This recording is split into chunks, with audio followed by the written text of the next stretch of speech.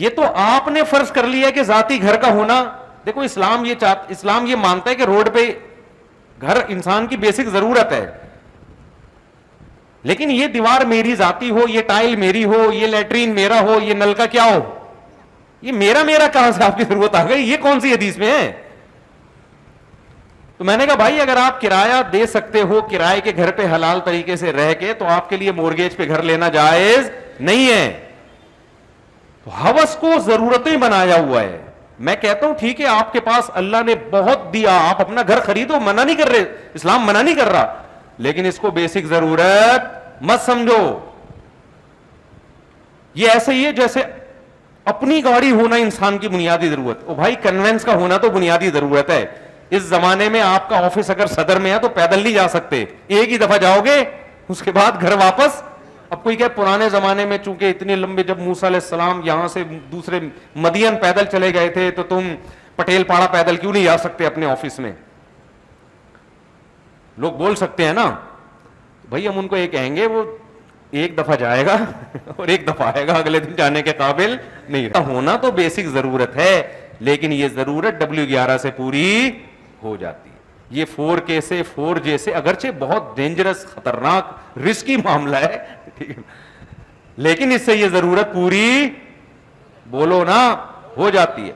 یہ جو حدیث آتی ہے نا, نبی صلی اللہ علیہ وسلم نے فرمایا لو انکم تتوکلون علی اللہ, بڑی پیاری حدیث ہے, بڑا مزہ آتا ہے پڑھنے میں, سننے میں. تشریح میں مزہ نہیں آئے گا, مجھے تو آئے گا, آپ کو سننے میں مزہ نہیں آئے گا تشریح کے. نبی صلی اللہ علیہ وسلم نے فرمایا لو انکم تتوکلون علی اللہ لرزقتم کما ترزق الطیر تغدو خماصا وتروح بطانا. آپ صلی اللہ علیہ وسلم نے فرمایا اگر تم اللہ پہ ایسے توکل کرو جیسے توکل کرنے کا حق ہے. مجھے یاد دلائیے گا, میں 2 فرق بتانے تھے کہ کافر میں اور مسلمان میں فرق کیا ہوتا ہے. اسباب وہ بھی اختیار کرتے ہیں اور اسباب ہم بھی, تو پھر ان میں اور ہم میں فرق کیا؟ ایک میں نے بتا دیا, دوسرا رہ نہ جائے. تو آپ صلی اللہ علیہ وسلم نے فرمایا اگر تم اللہ پہ ایسے توکل کرو جیسے توکل کرنے کا حق ہے, تمہیں ایسے رزق ملے گا جیسے پرندوں کو ملتا ہے. صبح خالی پیٹ نکلتے ہیں اور شام کو بھرے ہوئے پیٹ لوٹتے ہیں. آئی بات سمجھ میں؟ ان کو جیسے ان کی ضرورتیں پوری ہوتی ہیں, تمہاری بھی کیا ہوں گی؟ پوری. لوگ یہ حدیث سن کے بڑے خوش ہو جاتے ہیں, یار اللہ پہ توکل کرنا چاہیے, گاڑی بھی آ جائے گی ہے بھائی, لینڈ کروزر بھی آ جائے گی, کیونکہ حدیث میں آتا ہے. اب پرندے کو تو ضرورت نہیں نا لینڈ کروزر کی, اس لیے اس کا تذکرہ نہیں آ رہا. ہماری تو بنیادی ضرورت لینڈ کروزر بھی ہے, ہماری بنیادی ضرورت 4 شادیاں بھی ہے, ہماری بنیادی ضرورت جو ہے وہ بزنس بھی ہے, اور یہ بھی ہے اور وہ بھی ہے. تو ہم اللہ پہ توکل کریں گے تو ساری چیزیں ہمیں کیا ہو جائیں گی؟ مل جائیں گی. تو یہ تشریح نہیں ہے. تشریح یہی ہے کہ پرندہ اپنی طبعی لائف پوری کر کے جاتا ہے, اس کی ساری بیسک ضرورتیں بولو پوری ہوتی ہیں, جبکہ نظر نہیں آ رہی ہوتی, نظر نہیں آ رہی ہے. پرندہ جب صبح گھونسلے سے اڑتا ہے, اس کو کتنا باجرہ چاہیے, اس کو تو پوری ایک فیڈ ہے اس کی, اتنے پروٹین چاہیے, اتنا کیلشیم چاہیے. کہیں بھی باجرہ دانہ نظر نہیں آ رہا ہوتا. وہ صبح جاتا ہے, کبھی کہیں کچھ کبھی کہیں کچھ, ہوتے ہوتے جب شام کو آتا ہے نا, اس کا پوٹا طبیعت سے کیا ہوتا ہے؟ بھرا ہوا ہوتا ہے. پھر کیا ہوتا ہے جب پرندہ بالغ ہوتا ہے اور اس کی مادہ بالغ ہوتی ہے, تو ان میں ڈیزائرز پیدا ہوتی ہیں. وہ ڈیزائرز بھی اللہ پوری کرنے کا انتظام, بولو نا, نر کے لیے مادہ کا, مادہ کے لیے نر کا انتظام.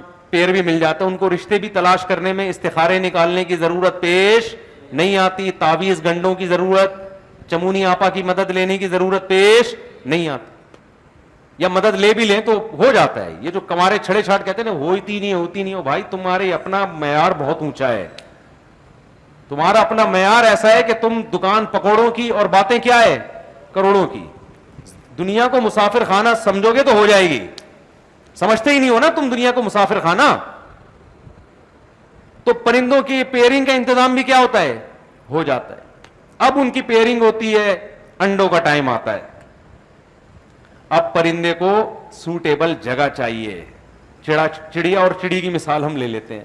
ان کو ایک سوٹیبل جگہ چاہیے جہاں وہ عزت کے ساتھ سانپ سے، چیلوں سے، کووں سے اپنے بچوں کو بچائیں، اور ٹیمپریچر بھی اس جگہ کا صحیح ہو، اتنی شدید گرمی بھی نہ ہو کہ گرمی سے مر جائیں، ایسی ٹھنڈ بھی نہ ہو کہ ٹھنڈ سے ہلاک ہو جائیں. یہ انتظام ہوتا ہے کہ نہیں ہوتا؟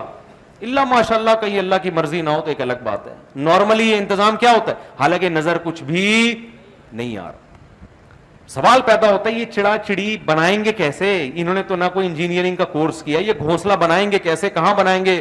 اللہ ان کو جگہ بھی دکھا دیتا ہے اور تنکوں کو جوڑنے کا طریقہ بھی سکھا دیتا ہے. وہ طریقہ سکھاتا ہے جو ان کے بچوں کے لیے سب سے زیادہ سوٹیبل ہو، اس سے زیادہ سوٹیبل ہو نہیں سکتا، ایسا طریقہ سکھا دیتا ہے ان کو. اب کیا ہوتا ہے، یہ انڈے دیتے ہیں، اس پہ بیٹھتے ہیں. اب ان کی ذمہ داری بڑھ گئی. پہلے ان کو ایک بندے کا خوراک چاہیے تھی، اب ان کو بچوں کے لیے بھی دانا چاہیے کہ نہیں چاہیے؟ اب چڑوں کے جو فیملی پلاننگ والے ہیں چڑوں کے، وہ آ کے ان کو سمجھاتے کہ تم سارا دن دانا پانی لے کے اس غربت مہنگائی کے دور میں، جب ڈالر 200 روپے جا چکا ہے، تم اس غربت مہنگائی کے دور میں کس ٹینشن سے تم نے اپنا پیٹ بھرا ہے؟ اب تم ان 12 انڈوں سے 12 چوزے نکال کے ان کا پیٹ بھرو گے، تمہارا دماغ خراب ہے. اور ان کو صرف پیٹ نہیں بھرنا، کل ان کی بھی شادی ہوگی، ان کو بھی ایسا مکان چاہیے ہوگا. اتنے درخت کہاں ہیں مارکیٹ میں؟ چیل کوے دیکھو کھانے والے کتنے گھوم رہے ہیں. لیکن چڑا چڑی پر اس تحریک کا کوئی اثر، بولو نا، نہیں. وہ فطرت کے اصولوں پہ چل رہے ہیں کہ یہ نظام خدا کا بنایا ہوا ہے، اس میں ہمیں ٹانگ اڑانے کی بالکل بھی ضرورت نہیں ہے. جس نے ہمارے باپ دادوں کو کھلایا، ہمارے بچوں کو بھی وہ کھلائے. اور پھر ان کے بچے ہوتے ہیں. اب بچے ہونے کے بعد ذمہ داری ڈبل ہو گئی اور کام کرنے کا ٹائم ان کے پاس شارٹ ہو گیا. پہلے کلے تھے، اکیلے، ایک پیٹ تھا اور 12 گھنٹے تھے ان کے پاس کمانے کے لیے نا، صبح سے لے کے شام تک. اب بچے زیادہ ہو گئے اور کمانے کے لیے ٹائم کیا ہے؟ کم، کیونکہ ان کی کیئر بھی کرنی ہے. بلی نے کھا جائے، یہ نہ ہو جائے، وہ ہو جائے. میں حدیث کی تشریح کر رہا ہوں آپ کے سامنے، آپ سمجھ رہے میں چڑا اور چڑی پہ کوئی پروگرام پیش کر رہا ہوں آپ کے سامنے. لوگ کہتے ہیں نا قرآن حدیث سے مفتی صاحب بیان کے دوران بہت ہٹ جاتے ہیں. ہٹتا نہیں ہوں بھائی، اس حدیث کو تشریح کرنے کے لیے مثالیں دے رہا ہوتا ہوں. بہت نیچے لوگوں کے کمنٹس آ رہا تھا، یہ تو ایک صاحب نے مجھے کہا آج پورا بیان میں آپ نے 2 آیتیں بھی نہیں پڑھی ہیں، قرآن پہ بیان کیا کرو. میں نے کہا مجھے پورے بیان میں ایک بات بتا دو جو قرآن کے خلاف، یہ حدیث کے خلاف، تو سینس استعمال کیا کریں. تو اب بتاؤ یہ سارا انتظام ہوتا ہے کہ نہیں ہوتا؟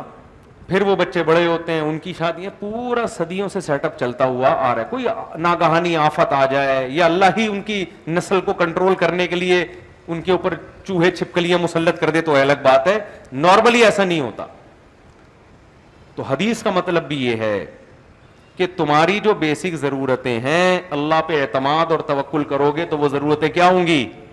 بولو، پوری ہو جائیں گی. تو ہماری بیسک ضرورت بھی میرے بھائی یہی ہے کہ جب رات کو سونے کے لیے بستر پہ جائیں تو پیٹ، بولو نا، بھرا ہوا ہو، سمجھتے ہو، اور گھر ایسا سوٹیبل ہو جس میں دھوپ گرمی سے بچنے کا انتظام اور سر چھپانے کی جگہ ہو، چاہے اپنے پیسوں سے ہو، چاہے کسی بیوقوف نے 3 کروڑ کا گھر بنا کے آپ کو تھوڑے سے کرائے پر، میں تو مالک مکان کو بیوقوف کہتا ہوں،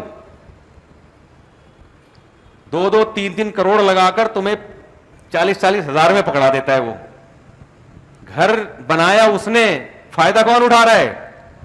تم تھوڑا سا کرایہ دے کے موج مستی کر رہے ہو اس میں. تو وہ تو بیوقوف ہے. وہ آپ کہہ سکتے ہو بیوقوف کیوں؟ اتنی بڑی پراپرٹی اس کی، 2 کروڑ کی، 3 کروڑ کی، اتنی بڑی، تو کیا کرے گا؟ 2-3 کھائے گا کیا اس کو؟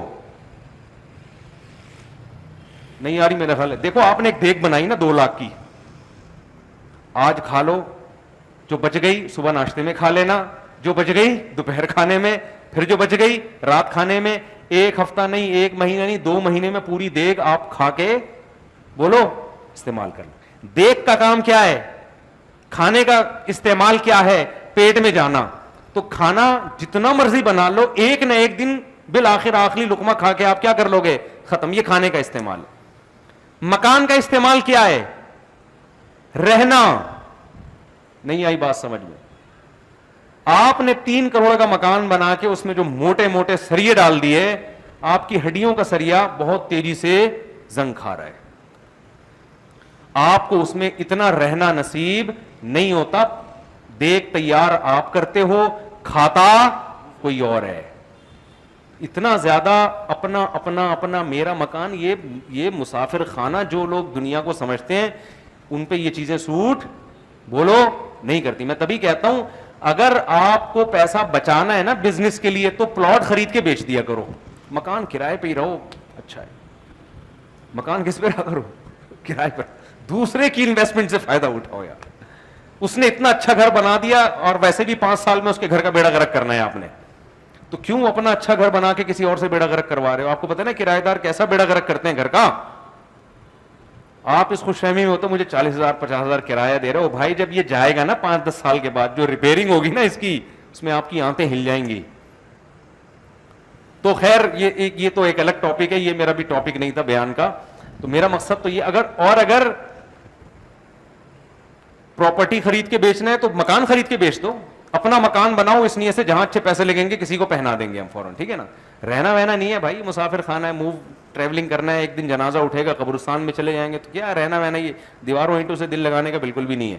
اور پھر بھی بہت پیسہ دیا ہے تو کھا پی کے جو بچ گیا تو چلو یار بچوں کے لیے ایک مکان بنا دو, حرام نہیں ہے, ناجائز نہیں ہے.